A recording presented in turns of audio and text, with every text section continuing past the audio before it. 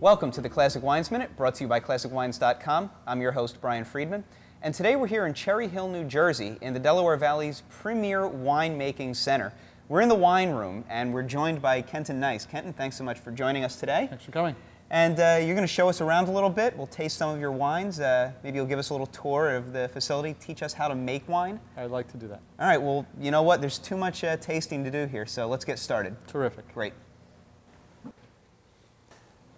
All right, so what are we looking at here? We're looking at here 750 pounds of California Cabernet. Okay.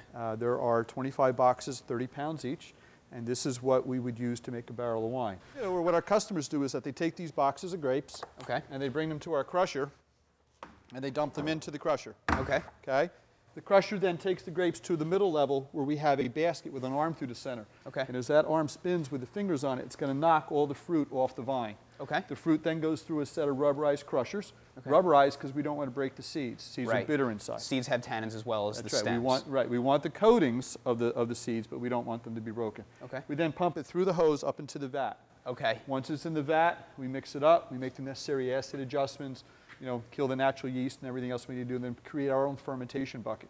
Okay. Fermentation then takes a week, during which time we go through and we punch down the must to get as much skin and juice extraction as we can. Off to the next step.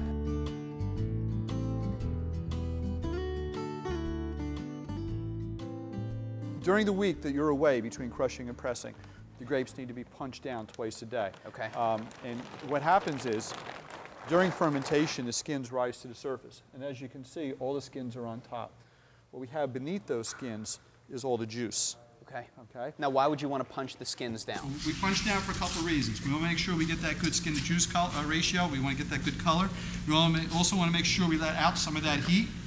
We also want to get a little bit of oxygen in there to help the yeast continue to grow. And I want to keep the cap moist because I don't want any mold or anything to grow on there. Once we've punched down the skins and it comes time then to get the juice into the press.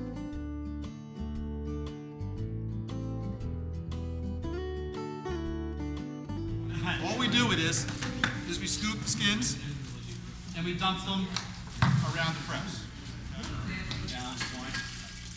All Michael's doing is he's putting the lid down tight. We're going to put that top on it because as we expand that balloon, we don't want the balloon coming up, right? We want the balloon to go out, so we need to contain it. When we're done, we'll end up with only about 1.5 inches of skins all the way around the outside. So there's really a lot of liquid in those skins floating on top there in that cap. Absolutely. If you think about this, we're going to make about 60 gallons of juice out of 750 pounds of grapes. That leaves us about 270 pounds of skins.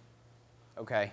And how many gallons come out of those About 60 gallons. We'll put 53 gallons in our barrels. Okay. The other 6 or 7 gallons will go into the stainless steel tanks that we use for overflow.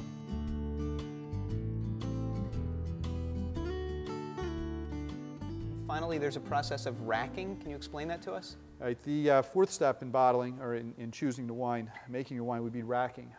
And three or so months after the wine's been barreled, the wine will settle, and dead yeast cells or sediment will gather to the bottom of the barrel. Of course, that needs to be removed. Okay. So the actual process of racking is to remove the wine and leave the sediment behind. Okay. We then wash the barrel and return the wine to that barrel. Of course, then we have 3 or so gallons of airspace. Okay. Equal to the amount of sediment that we discarded. Right. We then have to top that wine off with Okay. the appropriate varietal to maintain the integrity of the barrel. And how many times do you rack here? We just rack once, Okay. But we do top off throughout the season. Okay. We have 50 tons of air conditioning in the room, and it's always very dehumidified. So we need to keep the airspace to a minimum in the barrels. The wine's getting a lot of TLC even when you can't see it in the barrel. Absolutely. This is what we do, and it's what our passion is, and we hope that our customers are pleased with their wine when they leave. It comes through in the bottle. I mean, everything we've tasted has been top-notch today. Terrific. So. Thank you very much. Thank you.